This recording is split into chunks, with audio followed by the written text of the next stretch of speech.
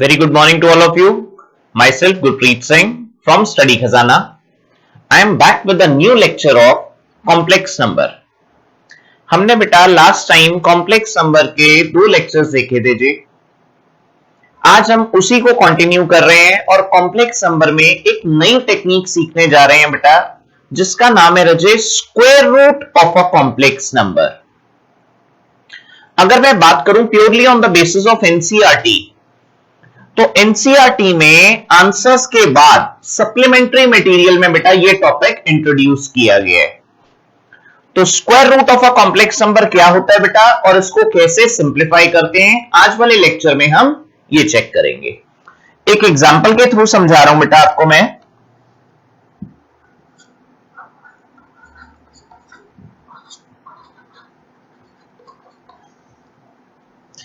Complex number का under root. याद रखना बेटा, कोई भी मेरे पास कॉम्प्लेक्स नंबर है और उसका रूट निकालने के लिए आ जाता है, तो basic concept says the square root of a complex number is also a complex number. I repeat once again, square root of a complex number is also a complex number. आपने सबसे पहली basic चीज ये ध्यान रखनी है जी. Clear है जी फंडा? किसी भी कॉम्प्लेक्स नंबर का जो स्क्वायर रूट होगा वो एक कॉम्प्लेक्स नंबर ही होगा. अब इसको हम कैसे यूज करेंगे बेटा, वो हम चेक करते हैं एक एग्जांपल के थ्रू. एक एग्जांपल लिया मैंने, मेरे पास एग्जामिनर कहता है जो फाइंड और evaluate under root of 3 minus 4i. किसका अंडर रूट निकालना है बेटा?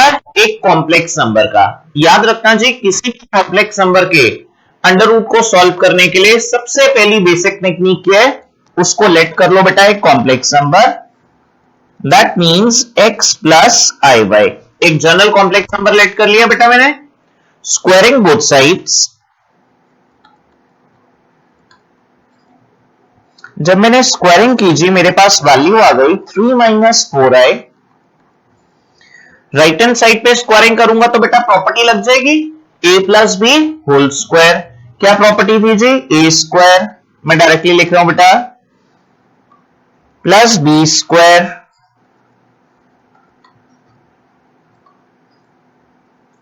Plus 2ab. Concept clear? अब आपको पता है जी आई स्क्वायर क्या है, हमने पिछले लेक्चर में डिस्कस भी किया था जी. आई स्क्वायर इज -1. अगर आई स्क्वायर की वैल्यू -1 है, मैंने देखा जी मेरे पास राइट हैंड साइड पे आई स्क्वायर वाई स्क्वायर आ रहा था बेटा. जैसे ही मैंने वैल्यू -1 डाली मेरे पास टर्म आ गई जी x square plus y square plus 2xy iota. Sir x square minus y square को ब्रैकेट में क्यों ले लिया? क्योंकि बेटा मैं आपको अलग से शो करना चाहता था कि ये मेरा एक रियल पार्ट बन चुका है. रियल पार्ट क्या होता था बेटा? जिसमें आयोटा इंक्लूडेड ना हो. आपको याद होगा मैंने अपने प्रीवियस लेक्चर में भी बताया था इक्वालिटी ऑफ कॉम्प्लेक्स नंबर में. उसमें हमने क्या डिस्कस किया था कि कभी भी दो कॉम्प्लेक्स नंबर इक्वल दिए हो तो हम कंपेयर करके रियल पार्ट को रियल के साथ कंपेयर करते थे और इमेजिनरी को बेटा इमेजिनरी के साथ. जरा स्टेप चेक करो जी.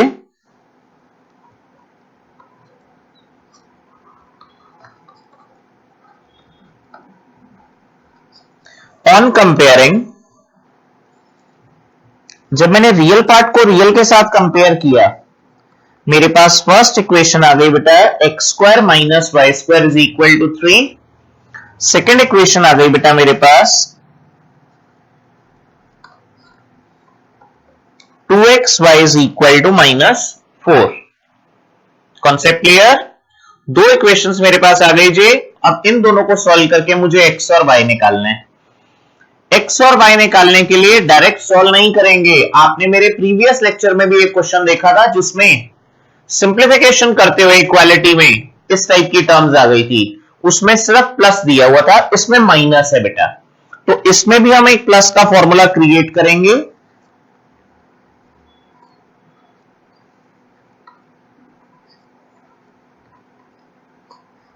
X square plus y square को मैंने लिखा बेटा under root of square minus y square का होल स्क्वायर प्लस 2xy का होल स्क्वायर। अब जरा इसको ओपन अप करके चेक करो। जैसे ही मैंने इसको चेक किया मेरे पास वैल्यू आ रही थी रूट में a माइनस बी का होल स्क्वायर।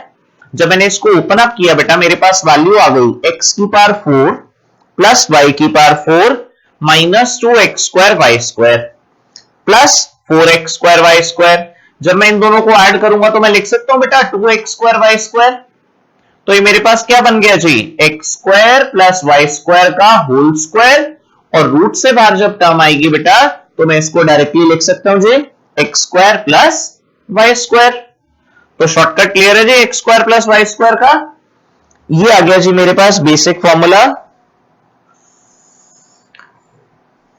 ये फॉर्मूला सारे के सारे square root of a complex number में यूज होगा बेटा, as it is. Concept clear. अब इस फॉर्मूले को मैंने यूज किया, मेरे पास वैल्यू आ गई जी x square plus y square is equal to under root में x square minus y square, मुझे 3 दिया हुआ था बेटा, डायरेक्टली 3 का स्क्वायर 9 लिख दीजिए। सिमिलरली माइनस 4 का स्क्वायर किया, माइनस का स्क्वायर पॉजिटिव और 4 का स्क्वायर बेटा 16। 16 plus 9 comes out to be 25। 25 का अंडर रूट निकाला बेटा, मेरे पास क्या वैल्यू आ गई जी 5। सर प्लस माइनस 5 क्यों नहीं ली, रूट हटाते हैं तो प्लस माइनस 5 लेते हैं। ध्यान से देखो बेटा, मैं वैल्यू किसकी निकाल रहा हूं, x square plus y square की। दोनों स्क्वायर होने की वजह से वैसे ही पॉजिटिव और बीच में प्लस है बेटा तो नेट वैल्यू भी पॉजिटिव।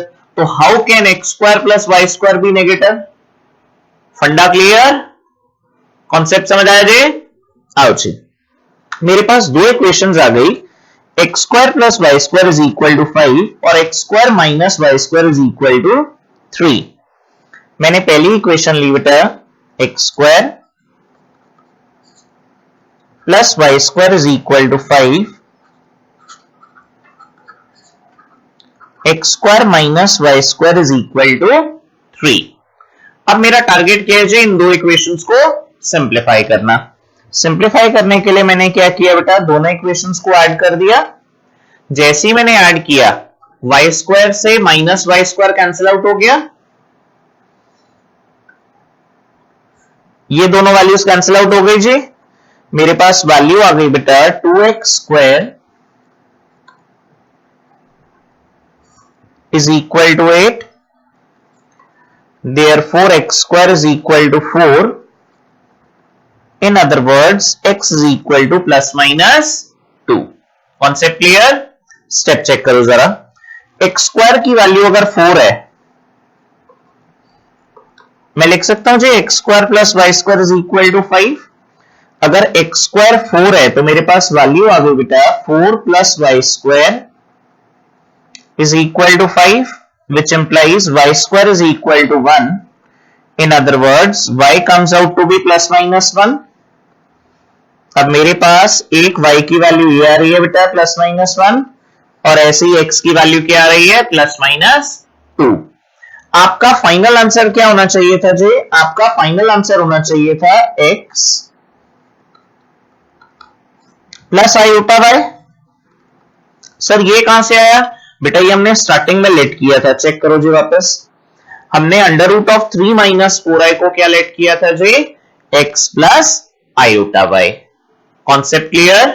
अब इस x प्लस आयोटा वाई की लास्ट में वैल्यू सब्स्टिट्यूट करनी है, लेकिन मैंने आपको लास्ट लेक्चर में भी ये पॉइंट डिस्कस किया था बेटा, x और y की वैल्यू आप कैसे लिखेंगे। अगर आपने मेरा प्रीवियस लेक्चर ध्यान से सुना हो तो x और y की वैल्यू आप हमेशा सेकंड इक्वेशन को कंसीडर करते हुए लिखेंगे जिसमें 2xy की वैल्यू दी हुई है। जरा चेक करो बेटा, वो वैल्यू 2xy था मेरे पास -4। इसका मतलब x और y का प्रोडक्ट मेरे पास -2 आ रहा है। जरा स्टेप चेक करना बेटा, अगर xy की वैल्यू -2 है, दो चीजों का प्रोडक्ट कब नेगेटिव आ सकता है। अगर मैं आपसे जनरल टर्म में पूछूं बेटा दो चीजों का प्रोडक्ट कब नेगेटिव आ सकता है, तो आप मुझे क्या कहेंगे कि सर अगर फर्स्ट नंबर पॉजिटिव हो सेकंड नेगेटिव हो, दोनों का प्रोडक्ट नेगेटिव। सर ये भी हो सकता है फर्स्ट नंबर नेगेटिव हो, सेकंड नंबर पॉजिटिव हो, तब भी दोनों चीजों का प्रोडक्ट नेगेटिव। Concept clear? इसका मतलब what I am trying to explain is whenever I take x as positive, my y must be negative and vice versa. If I take x as negative, then y must be positive. Concept clear? So my final answer comes out to be, अगर मैं x को बेटा positive लेता हूं तो y negative लूंगा जी। Second option, मैं x को नेगेटिव ले रहा हूं तो y को पॉजिटिव लूंगा। तो मेरे पास ये आ गया जी final answer under root of a complex number का। Concept clear? I move on to the next type. इसी का एक और एग्जांपल देखते हैं बेटा, बड़ा अच्छा क्वेश्चन है। Evaluate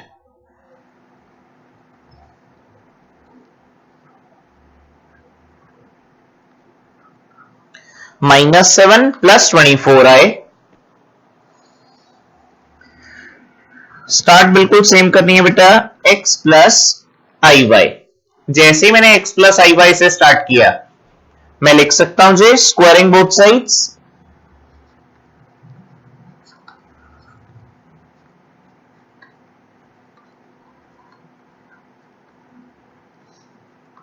-7 + 24 iota is equal to x + iy का स्क्वायर किया बेटा a² + b²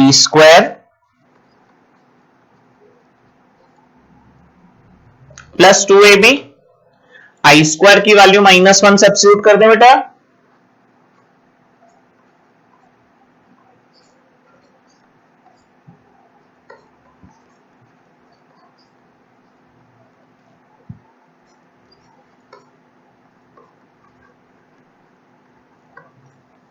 दोनों साइड से इक्वेशंस को कंपेयर कर लें।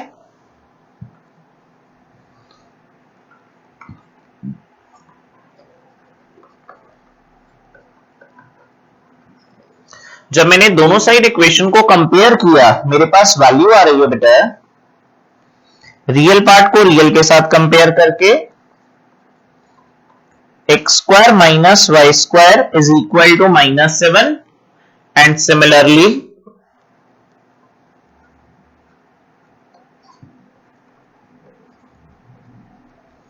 To x y is equal to 24। Concept clear? 100%।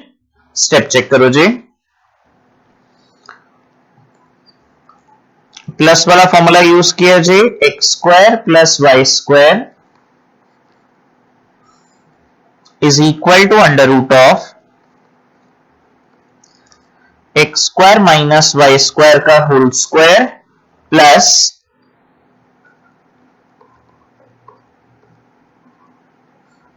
2xy का स्क्वायर। जरा स्टेप चेक करना बेटा,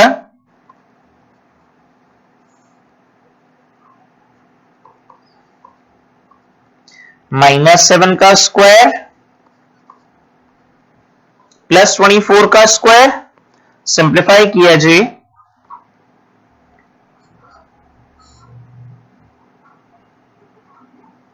49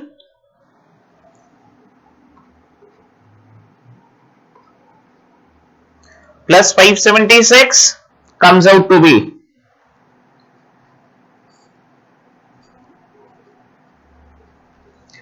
625। अंडर रूट निकाला बेटा, मेरे पास वैल्यू क्या आ गई 25।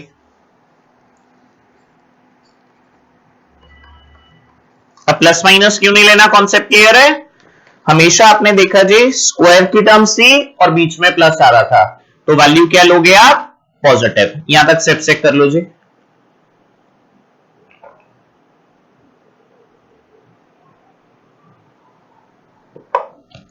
अब मेरे पास दो इक्वेशंस आ रही हैं। पहली इक्वेशन आ रही है बेटा x² - y² is equal to -7। दूसरी इक्वेशन आ रही है बेटा x² + y² is equal to 25।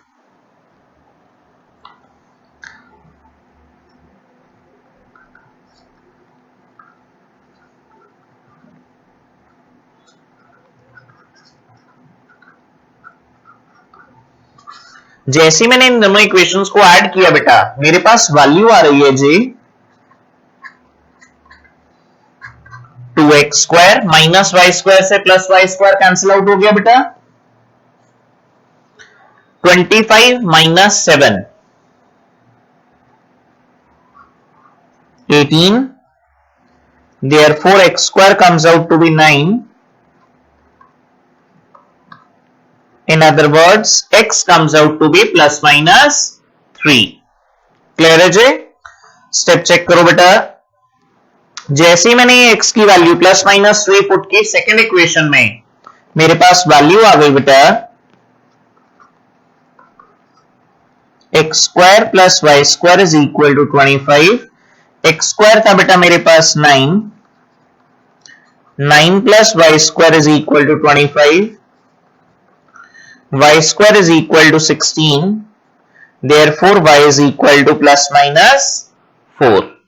Concept clear? 100%. अब हमने देखा जी x और y की वैल्यूज हमारे पास आ गई। जैसी x और y की वैल्यू हमारे पास आई, हमने क्या ऑब्जर्व किया?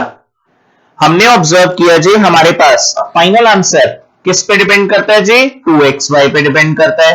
अब हम वापस आए और चेक किया जी 2xy क्या था?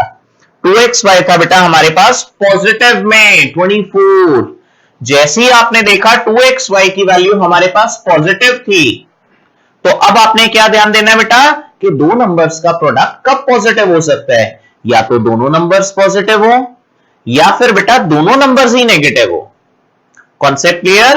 प्रीवियस वाले में हमने क्या कॉन्सेप्ट यूज किया था? प्रीवियस वाले में हमने यूज किया था दो नंबर्स का प्रोडक्ट नेगेटिव है, तो हमने क्या कहा था बेटा, अगर फर्स्ट नंबर पॉजिटिव तो सेकंड नेगेटिव, या first number negative second positive. लेकिन इसमें एक्स वाई का प्रोडक्ट क्या आ रहा है? 2xy is equal to 24। Check करो जी, इसका मतलब एक्स वाई का प्रोडक्ट क्या आ रहा है हमारे पास? एक्स वाई का प्रोडक्ट पॉजिटिव आ रहा है। अगर एक्स वाई का प्रोडक्ट पॉजिटिव है बेटा, तो हमारे पास जो फाइनल आंसर आएगा जी x प्लस आई वाई का, वो किस फॉर्म में आ जाएगा जी?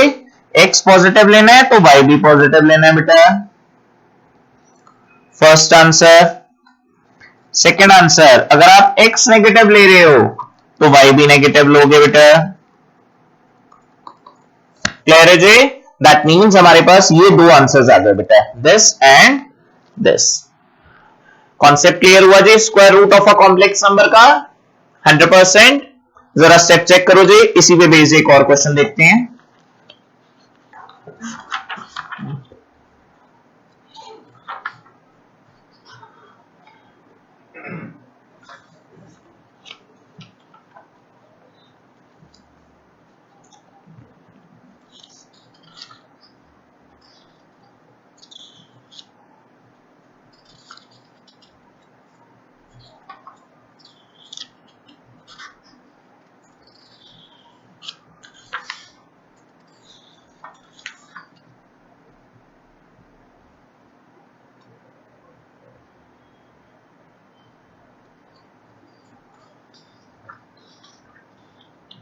हाँ जी, क्लियर है जी? आओ जी। अब कई बार क्वेश्चन बेटा किस फॉर्म में आ जाता है जी? कई बार क्वेश्चन हमारे पास मिक्स फॉर्म में आ जाता है। सर मिक्स फॉर्म मतलब? मिक्स फॉर्म का मतलब है बेटा कि आपने क्वेश्चन देखा जिसकी टाइप क्या आ रही है जी हमारे पास? टाइप आ रही है दोनों के कॉम्बिनेशन में, पॉजिटिव के कॉम्बिनेशन में भी, नेगेटिव के कॉम्बिनेशन में भी। In other words, let's suppose if I take a question as, मैंने एक क्वेश्चन लिया बेटा, नए पैटर्न का क्वेश्चन है जी, जिसमें डबल कॉम्प्लेक्स नंबर का अंडर रूट यूज हो रहा है जी। किस फॉर्म में यूज हो रहा है? चेक करो जी। क्वेश्चन में है बेटा evaluate under root of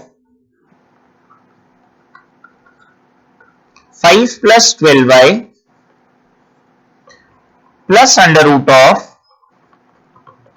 5 minus 12y। अगर इस टाइप का क्वेश्चन आ जाए तो सर इसमें क्या मुश्किल है? ये तो दो पार्ट्स आ गए, दोनों पार्ट्स के अलग अलग कॉम्प्लेक्स नंबर को सिंप्लीफाई करेंगे, जो फाइनल आंसर आएगा उसको ऐड कर देंगे। बेटा इस क्वेश्चन को करने का बेसिक पैटर्न क्या है कि rather than solving both the parts individually, solve only the first part. जैसे ही आपने इसका फर्स्ट पार्ट सॉल्व किया, हम प्रोसीड करते हैं जी अपने नॉर्मल पैटर्न से।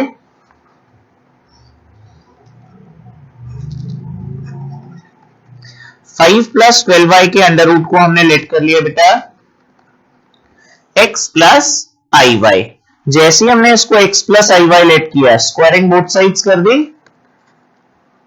स्क्वायरिंग बोथ साइड्स करते सारी मेरे पास वैल्यू आ गई जी 5 प्लस 12y होता is equal to a square plus b square plus 2ab। Concept clear? Step check करो जी। आई स्क्वायर की वैल्यू बेटा -1 पुट कर दी,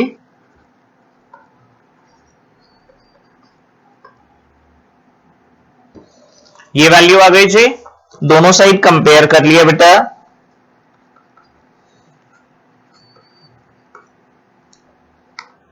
जब कंपेयर किया तो मेरे पास वैल्यू आ गई x square minus y square is equal to 5। Second value आ गई बेटा 2xy इज इक्वल टू 12। फंडा क्लियर? 100%। अब आपको पता है जी फॉर्मूला यूज करेंगे हम, x square plus y square is equal to under root of x square minus y square का whole square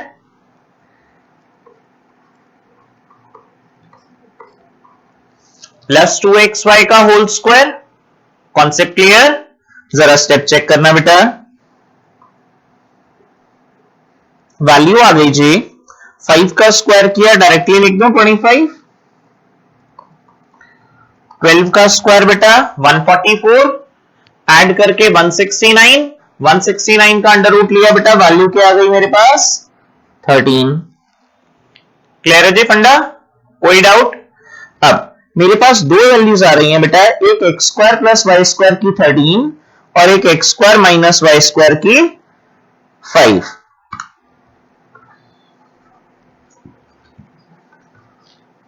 x square plus y square is equal to 13 और x square minus y square की value 5। जैसे ही मैंने इन दोनों को add किया, मेरे पास वाई स्क्वायर से वाई स्क्वायर कैंसिल आउट हो गया बेटा। 2x square is equal to 18, which implies x square is equal to 9. In other words, x equal to plus minus 3. On the same pattern, अगर मैं x square की value 9 ले लूं बेटा, तो y square क्या आ जाएगा जी 13 minus x square। x square क्या था बेटा 9, तो y square की वैल्यू 4 आ गई बेटा, और y क्या आ गया जी हमारे पास प्लस माइनस 2। इसका मतलब अगर मैं सिंप्लीफाइड फॉर्म में देखूं तो मेरे पास फर्स्ट वाले का क्या आंसर आ रहा है बेटा, मेरे पास टर्म थी जी equation under root of 5 plus 12y। जैसे ही मैंने देखा जी under root of 5 plus 12y है, तो मैं इसका आंसर क्या लिख सकता हूं बेटा 3 प्लस 2y होता। अब मैंने आपको कहा बेटा सेकेंड पार्ट आपने सिंप्लीफाई नहीं करना। क्यों नहीं सिंप्लीफाई करना? क्योंकि उसमें सिर्फ माइनस का फर्क था। जब माइनस का फर्क था तो हम उसका डायरेक्ट रिजल्ट फॉलो अप कर लेंगे। जैसे हमने देखा under root of 5 plus 12y है 3 प्लस 2y, तो under root of 5 minus 12y को हम क्या लिख लेंगे बेटा 3 माइनस 2y। Concept clear? 100%। अब दोनों को जैसे ही ऐड करेंगे 2y से माइनस 2y कैंसिल आउट हो जाएगा और हमारे पास फाइनली इस क्वेश्चन का आंसर क्या आ जाएगा प्लस माइनस 6। फंडा क्लियर? कोई दिक्कत? तो इसका मतलब अगर सेम टाइप के कॉम्प्लेक्स नंबर एडिशन में आ जाएं तो हम सिर्फ एक ही कॉम्प्लेक्स नंबर को सॉल्व करेंगे बेटा और दूसरे कॉम्प्लेक्स नंबर का रिजल्ट उसी सिमिलैरिटी के पैटर्न से नोट डाउन कर देंगे। क्लियर है जी? I move on to the next type. आज हम एक और बड़ी इंपॉर्टेंट टाइप डिस्कस करने जा रहे हैं बेटा, जिसका नाम है पोलर फॉर्म। कॉम्प्लेक्स नंबर में अगर सबसे इंपॉर्टेंट क्वेश्चन है तो वो है बेटा पोलर फॉर्म का। पोलर फॉर्म क्या होती है बेटा, अगर मैं लेमन लैंग्वेज में बात करूं आपसे, मैथ्स की टर्म्स दो पार्ट्स में डिवाइडेड है। एक कार्टेशियन फॉर्म, कार्टेशियन फॉर्म होती है बेटा जिसको हम एक्स और वाई की टर्म्स में रिप्रेजेंट करते हैं। दूसरी होती है रचे पोलर फॉर्म। पोलर फॉर्म वो होती है जिसको हम थीटा या एंगल की टर्म्स में रिप्रेजेंट करते हैं। दैट मीन्स अगर हम क्वेश्चन को कार्टेशियन से एंगल में लाना चाहते हैं, टेक्निकली स्पीकिंग हम इसको बोलते हैं जी पोलर फॉर्म। क्वेश्चन किस तरह से आ सकता है बेटा, उसी से एक कॉन्सेप्ट सीखते हैं। हमारे पास क्वेश्चन दिया हुआ है,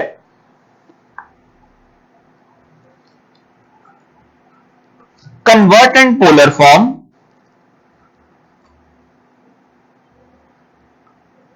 -3 + 4 आयोटा।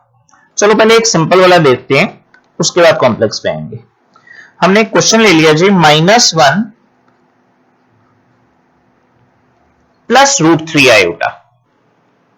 एग्जामिनर कहते हैं जी इसको कन्वर्ट करो पोलर फॉर्म में। पोलर फॉर्म में कन्वर्ट करने का एक सबसे बेसिक फॉर्मूला है जी जो मैं यूज करने जा रहा हूं, हर पोलर फॉर्म के क्वेश्चन में यूज होगा। कभी भी किसी भी नंबर को आपने पोलर फॉर्म में कन्वर्ट करना है, सबसे पहली बेसिक चीज ध्यान रखनी है, क्या वो कॉम्प्लेक्स नंबर सिंप्लीफाइड फॉर्म में है। जैसे हमने ये क्वेश्चन देखा, ऑलरेडी सिंप्लीफाइड फॉर्म में था। कई बार ऐसा भी हो सकता है बेटा, मिसलेनियस एक्सरसाइज में एक ऐसा क्वेश्चन भी दिया हुआ है एनसीईआरटी की जो होल स्क्वायर की फॉर्म में है।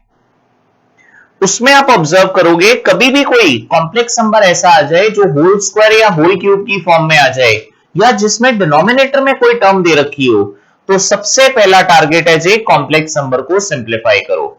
होल स्क्वायर उसके ओपन करो, क्यूब में है तो होल क्यूब ओपन करो, डिनोमिनेटर में है बेटा तो आप उसको रैशनलाइज करेंगे। Concept clear? जैसे ही आपने देखा वो सिंप्लीफाइड फॉर्म में आ गया, फिर आप अपना क्वेश्चन प्रोसीड करेंगे। क्वेश्चन कैसे प्रोसीड करना है बेटा, पोलर फॉर्म में लिखने के लिए एक स्टैंडर्ड फॉर्मूला है हमारे पास,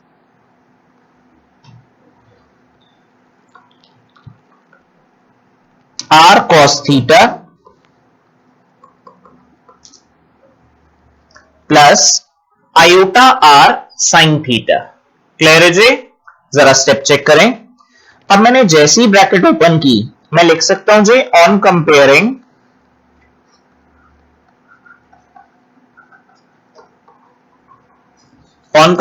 या कंपेयरिंग बोथ साइड्स, मैं लिख सकता हूं बेटा रियल पार्ट को रियल के साथ।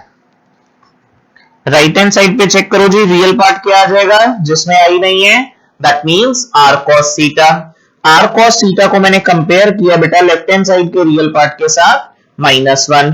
ये आ गई जी मेरे पास फर्स्ट इक्वेशन। फिर मैंने इमेजिनरी पार्ट को इमेजिनरी के साथ इक्वेट किया बेटा, r sin थीटा की वैल्यू आ गई बेटा मेरे पास √3। ये आ गई जी मेरे पास सेकंड इक्वेशन।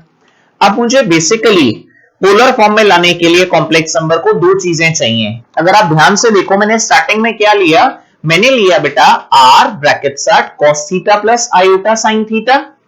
इसका मतलब मुझे क्या क्या चाहिए, एक तो बेटा जी r चाहिए, दूसरा रचे थीटा चाहिए, तभी पोलर फॉर्म में कन्वर्ट कर सकता हूं। अब मेरे पास दो इक्वेशंस आ रही हैं कंपेयर करके, तो मैंने सबसे पहले क्या किया बेटा, इन दोनों इक्वेशंस को सिंप्लीफाई करके r और थीटा फाइंड आउट कर लिया।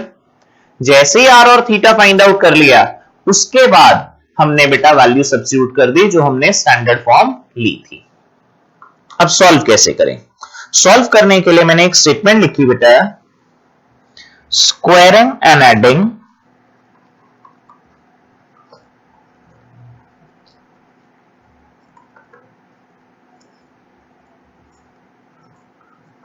One and to.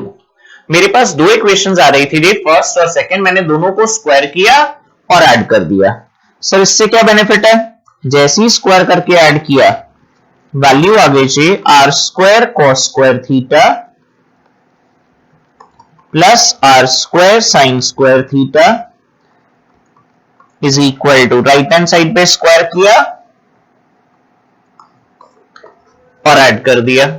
Step check करो जी, r square common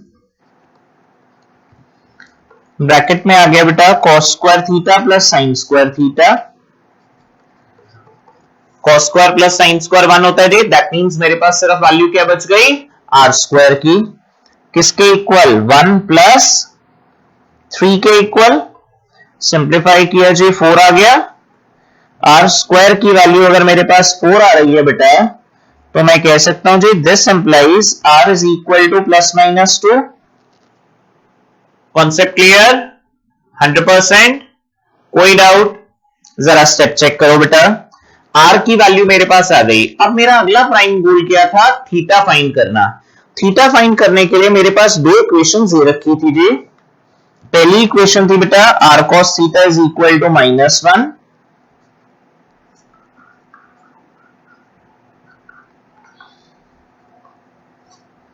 second equation थी बेटा r sin theta is equal to √3।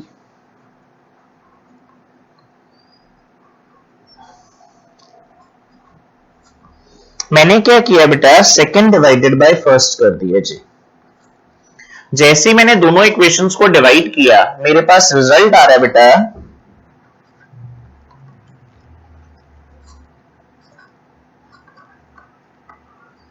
r sin theta upon r cos theta is equal to √3 upon -1 comes out to be -√3। Step check करो जी, r से r cancel out हो गया बेटा मेरे पास। मैंने देखा जी मेरे पास वैल्यू क्या आ रही है, मेरे पास sin theta upon cos theta आ गया बेटा, जिसको मैं लिख सकता हूं tan थीटा। tan थीटा की वैल्यू आ गई बेटा -√3। अब अगर मैं आपसे पूछूं कि बेटा जी मुझे सोच के बताओ tan थीटा नेगेटिव आ रहा है, कौन कौन से क्वाड्रेंट में नेगेटिव हो सकता है? tan थीटा की वैल्यू कौन कौन से क्वाड्रेंट में नेगेटिव हो सकती है? सर सेकंड क्वाड्रेंट में भी हो सकती है, फोर्थ में भी हो सकती है। तो बेटा मैं थीटा की वैल्यू किस क्वाड्रेंट में लूं? सेकंड में लूं, फोर्थ में लूं, किसी में भी ले लूं, दोनों में ही कंसिडर कर लो। सर दोनों में ही नेगेटिव आ रहा है तो कोई भी ले लो आप, या दोनों लेना चाहते हो तो दो ले लो, दो आंसर निकालेंगे पेपर में। नहीं, listen to me very carefully. यहां पर अब कॉन्सेप्ट हम यूज करेंगे जी ट्रिगो का। हमने देखा tan थीटा नेगेटिव आ रहा है, ट्रिग्नोमेट्रिक के बेसिक कॉन्सेप्ट से तो यह बात क्लियर हो गई कि tan थीटा नेगेटिव सेकंड और फोर्थ दोनों क्वाड्रेंट में आ सकता है। लेकिन जब आप दो इक्वेशंस को ध्यान से देखोगे तो आपको फाइनल आंसर का रिजल्ट पता चलेगा जी। आपने देखा आपके पास दो इक्वेशंस कौन कौन सी आ रही हैं। आपके पास फर्स्ट इक्वेशन आ रही है जिसमें cos थीटा की वैल्यू नेगेटिव है और sin थीटा की वैल्यू पॉजिटिव है। जरा ध्यान से इक्वेशंस को देखो, cos थीटा की वैल्यू नेगेटिव और sin थीटा पॉजिटिव। तो मेरे बताने से पहले ही आपके माइंड में थीटा क्लियर हो जाना चाहिए कि it must lies in second quadrant. Why? Because there is only second quadrant where sin theta is positive and cos is negative. Concept clear?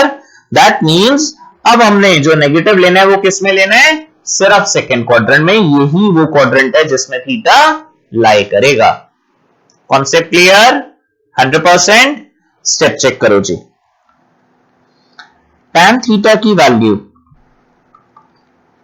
-√3। पहले तो ये चेक कर लें जी tan थीटा √3 कब आता है? सर 60 डिग्री पे। बिल्कुल सही बेटा। तो हम इसको लिख सकते हैं जी -tan π/3। ये हो गया जी tan 60 डिग्री। अब tan की वैल्यू सेकंड क्वाड्रेंट में लेनी है नेगेटिव। सेकंड क्वाड्रेंट में कोई भी वैल्यू आती थी तो हम उसको 180 माइनस थीटा लिखते थे बेटा। तो पाई माइनस π/3। सिंप्लीफाई किया जी tan, एलसीएम लिया बेटा 2π/3। अब ये मेरे पास वैल्यू आ रही थी tan theta is equal to tan 2π/3 की। तो मैं कह सकता हूं जी therefore theta is equal to 2π/3। अब मैंने ऑब्जर्व किया जी इन्हीं दो इक्वेशन से मेरे पास r की वैल्यू भी आ चुकी है बेटा और थीटा की वैल्यू भी आ चुकी है। तो अब हमने r और थीटा की दोनों की वैल्यूज को सब्स्टिट्यूट कर दिया जी और जो स्टैंडर्ड फॉर्म स्टार्टिंग में लिखी थी उसमें वैल्यू पुट कर दी। स्टैंडर्ड फॉर्म हमने क्या ली थी बेटा? स्टैंडर्ड फॉर्म हमने ली थी रजे r bracket start cos theta plus iota times of sine theta. ये मेरी स्टैंडर्ड फॉर्म थी बेटा। आर की वैल्यू मेरे पास आ रही थी जी 2 कॉस थीटा। थीटा क्या था बेटा जी? 2π/3 प्लस आयोटा साइन 2π/3। जरा चेक कर लो जी। थीटा आ रहा था 2π/3, आर आ रहा था बेटा आपके पास 2। स्टैंडर्ड फॉर्म हमारे पास क्या थी जी? स्टैंडर्ड फॉर्म थी जिसको मैं हाईलाइट कर रहा हूं, चेक करें। ये थी जी मेरी standard form, r cos theta plus iota sine theta. Clear है जी? 100%। इसका मतलब मैंने जैसे ही आर और थीटा की वैल्यू सब्स्टिट्यूट की, मेरे पास फाइनल आंसर आ गया जी 2 bracket start cos 2π/3 plus iota sine 2π/3। फंडा क्लियर? 100%। एक बार स्टेप चेक करो जी। इसी पे बेस्ड एक अच्छा क्वेश्चन चेक करते हैं।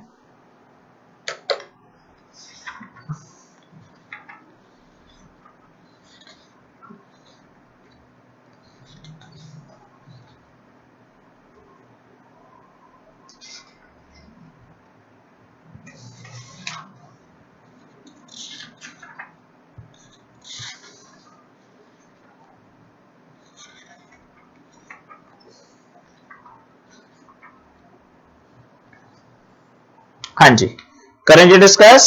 अब क्वेश्चन कहते हैं जी, नेक्स्ट क्वेश्चन पे आगे बेटा, कन्वर्ट एंड पोलर फॉर्म। जैसे ही हमने पोलर फॉर्म में कन्वर्ट करने के लिए क्वेश्चन देखा, अब थोड़ा सा क्वेश्चन ऐसा लेते हैं जी जो सिंप्लीफाइड फॉर्म में ना दिया हो, पहले उसको सिंप्लीफाई करना हो, फिर आगे प्रोसीड करेंगे। क्वेश्चन है बेटा मेरे पास, convert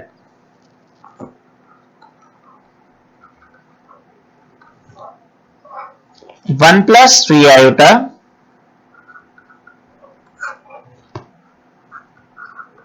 upon 1 minus 2 iota, 1 plus 3 iota whole upon 1 minus 2 iota in polar form. जब मैंने इसको पोलर फॉर्म में कन्वर्ट करने की सोची, सबसे पहले तो माइंड में मेरे क्या चीज आनी चाहिए बेटा कि question should be in simplified form. जब सिंप्लीफाइड फॉर्म की बात की बेटा, तो सिंप्लीफाइड फॉर्म करने के लिए हमने क्वेश्चन को ऑब्जर्व किया, डिनोमिनेटर में आयोटा की टर्म आ रही थी, और हमारा बेसिक फंडा क्या कहता है बेटा? हमारा बेसिक फंडा कहता है सबसे पहले अगर अपॉन में आयोटा आ रहा है तो उसको रैशनलाइज करें। हमने क्वेश्चन को प्रोसीड किया बेटा,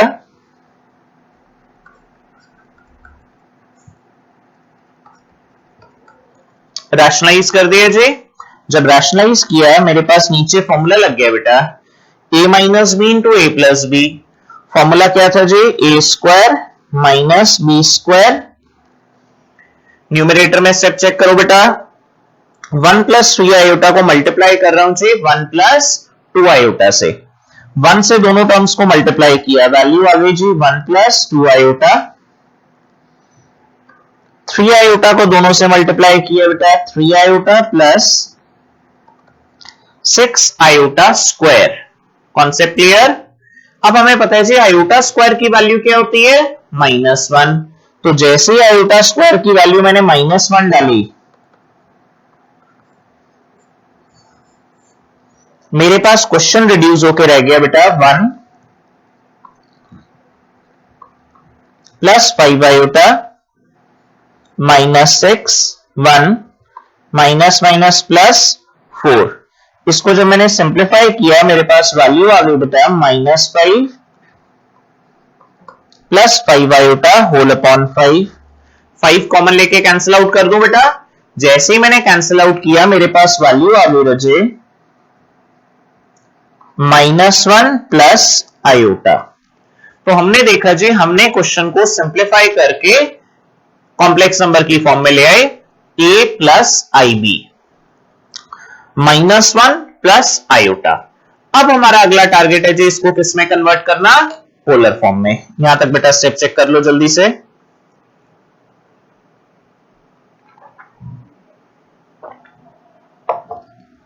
जब मैंने इसको पोलर फॉर्म में कन्वर्ट किया तो मेरी पोलर फॉर्म क्या थी बेटा, जिसमें मैं स्टैंडर्डाइज वैल्यू लेता था r cos theta plus iota r sin theta. Question को प्रोसीड किया जी पोलर फॉर्म के लिए।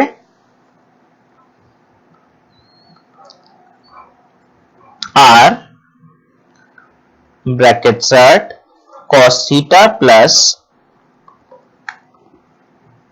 Iota sin theta. Concept clear? 100%। Step check करो जी।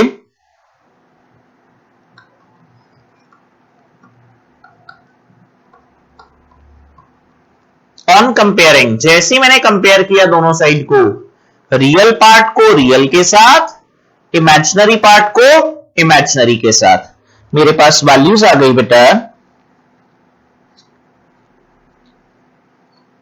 r cos theta is equal to -1 first equation, r sin theta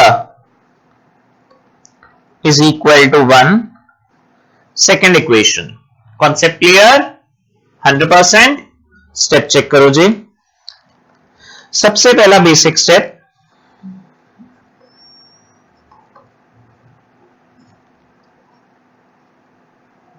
squaring and adding. जैसे मैंने square किया और ऐड किया फर्स्ट और सेकंड इक्वेशन को, तो मैंने देखा जी मेरे पास वैल्यू आ रही है r square cos square theta plus r square sine square theta is equal to -1 का स्क्वायर भी 1 और 1 का स्क्वायर 1। स्टेप चेक करो जी। आर स्क्वायर कॉमन ले लो, डायरेक्टली ब्रैकेट में अपने माइंड में लिख लिया जी cos square theta plus sine square theta is 1 is equal to 1 plus 1 क्या आ गया बेटा 2। आर क्या आ गया रजे? आर की वैल्यू आ गई जी मेरे पास √2। Concept clear? 100%। आ जाओ जी आगे। अब मेरा अगला टारगेट था जी थीटा निकालना है। थीटा निकालने के लिए मैंने क्या किया बेटा, second equation divided by first equation. Second equation दीजिए मेरे पास r sin theta is equal to 1।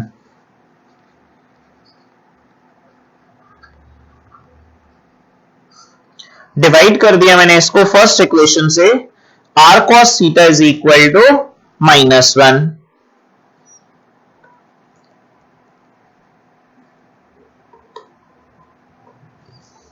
r cos theta की वैल्यू क्या है बेटा, -1।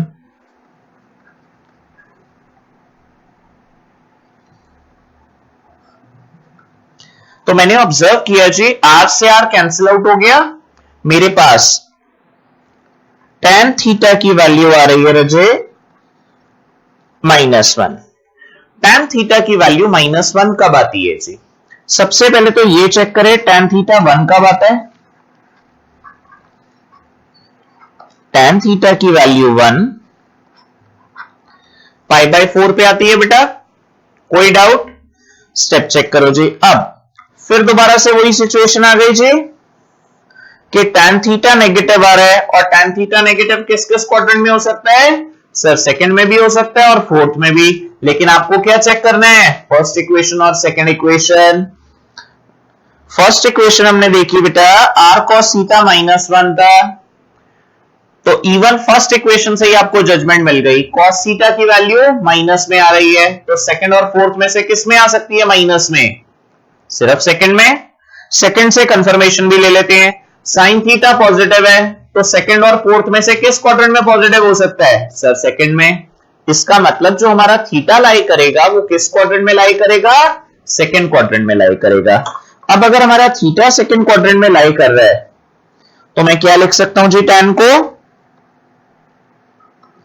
tan 180 minus theta. Concept clear है जी कि tan की वैल्यू किस क्वाड्रेंट में लाई कर रही है? सेकंड क्वाड्रेंट में। जब मैंने इसको सिंप्लीफाई किया बेटा मेरे पास वैल्यू आ गई tan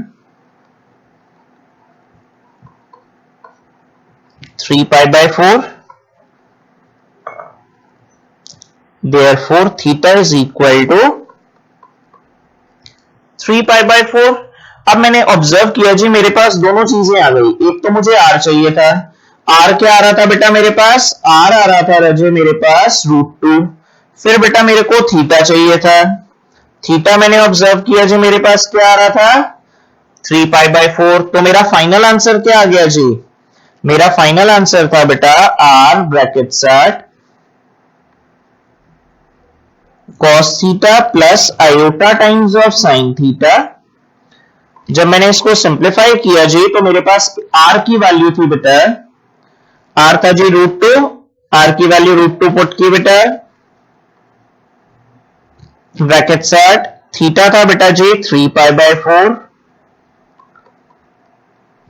तो ये आ गया जी cos 3 pi by 4 plus iota times of sign 3 pi by 4। Concept clear 100%। एक बार क्वेश्चन जरा ध्यान से देख लेते हैं बेटा।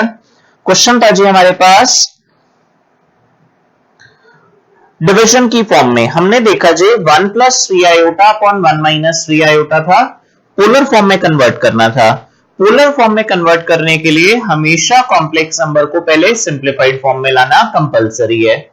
हमने देखा जी अपॉन में आयोटा आ रहा है, तो सबसे पहली बेसिक टेक्निक क्या कहती है, converted into the simplest polar form. उसके लिए हमने बेटा रैशनलाइज किया, रैशनलाइज करके जब सिंप्लीफाई किया तो मेरे पास वैल्यू आ गई जी -1 प्लस आयोटा। इस -1 प्लस आयोटा को मैंने बेसिक स्टैंडर्ड फॉर्म से कंपेयर किया बेटा r cos theta plus iota sine theta से। दो इक्वेशंस आ गई, दोनों को सिंप्लीफाई किया तो आर और थीटा मेरे पास आ गया। जैसे ही आर और थीटा मेरे पास आया, मैंने आर और थीटा की वैल्यू सब्स्टिट्यूट कर दी and will get the final result. Concept clear 100%। Step check करो जी। इसी पे बेस्ड एक और क्वेश्चन देख रहे हैं बेटा।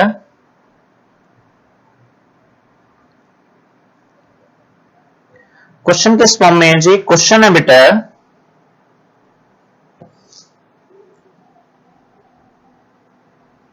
Express the complex number in polar form. और फॉर्म क्या दे रखी है बेटा, फॉर्म दे रखी है रचे 2 प्लस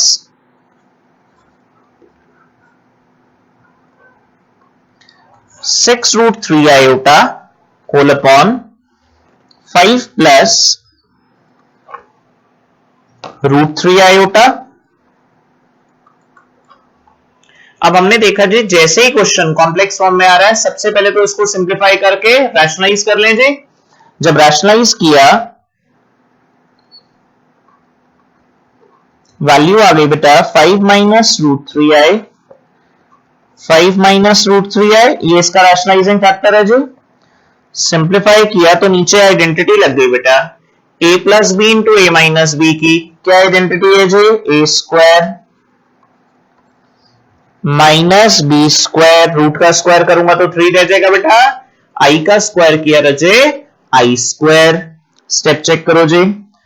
फर्स्ट ब्रैकेट को सेकंड से मल्टीप्लाई किया, पहले दोनों नंबर्स को 2 से किया, वैल्यू आ गई बेटा 10 माइनस 2√3 आयोटा प्लस वैल्यू आ गई बेटा 30 √3 iota minus 6 as it is √3 into √3 3 iota into iota iota square. Concept clear. जरा स्टेप चेक करो जी। आयोटा स्क्वायर की वैल्यू हमें पता है बेटा क्या होती है जी, -1। न्यूमरेटर में भी बेटा टर्म आ रही थी आयोटा स्क्वायर की, डिनोमिनेटर में भी। सबसे पहले तो डिनोमिनेटर को सिंप्लीफाई किया, आयोटा स्क्वायर -1 डाला तो वैल्यू एड ऑन होके क्या आ गई बेटा 25 प्लस 3 28। स्टेप चेक करो जी।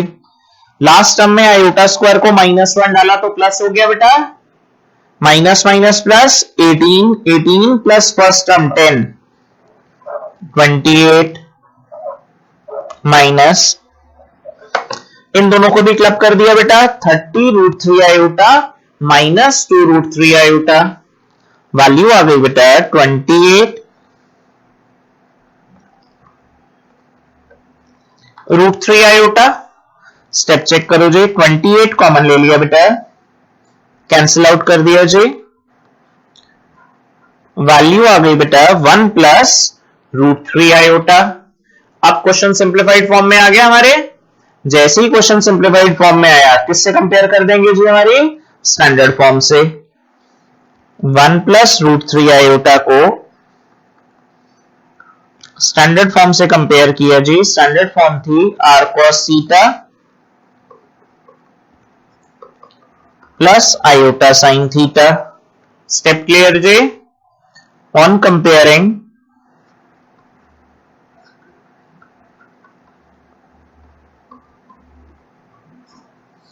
जब कंपेयर किया बेटा, मेरे पास वैल्यू आ रही थी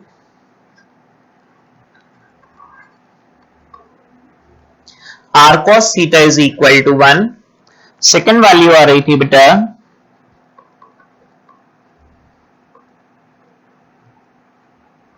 r sin theta is equal to root 3। दो इक्वेशंस आ गए थे, same format, squaring and adding.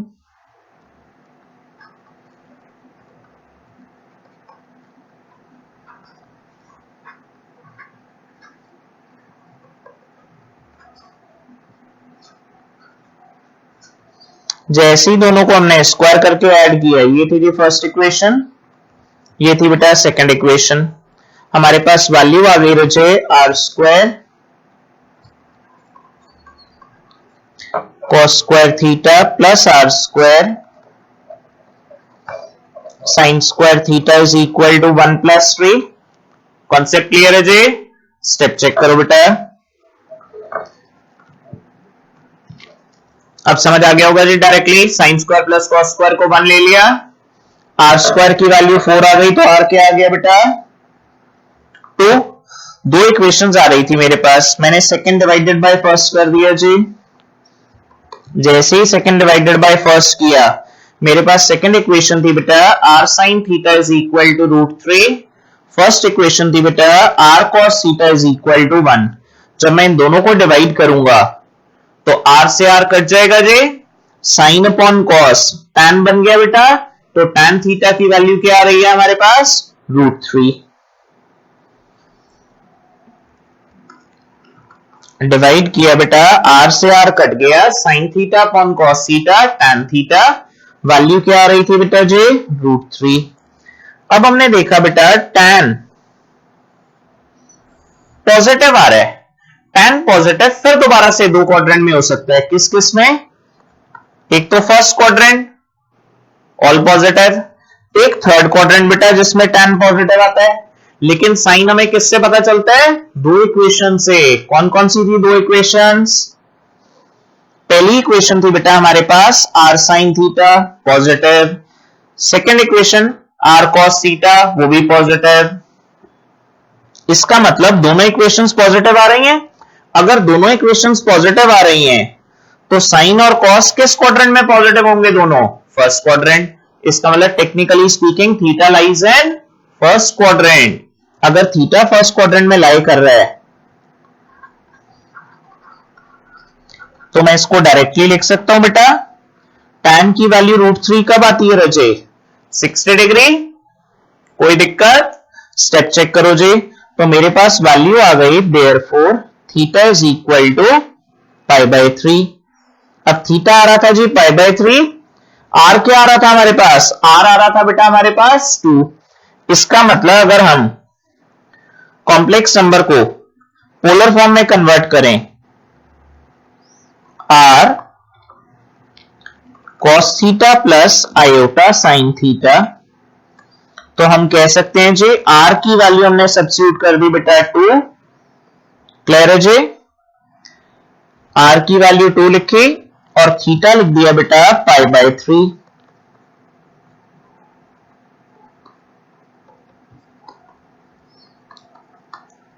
तो this is the final required answer.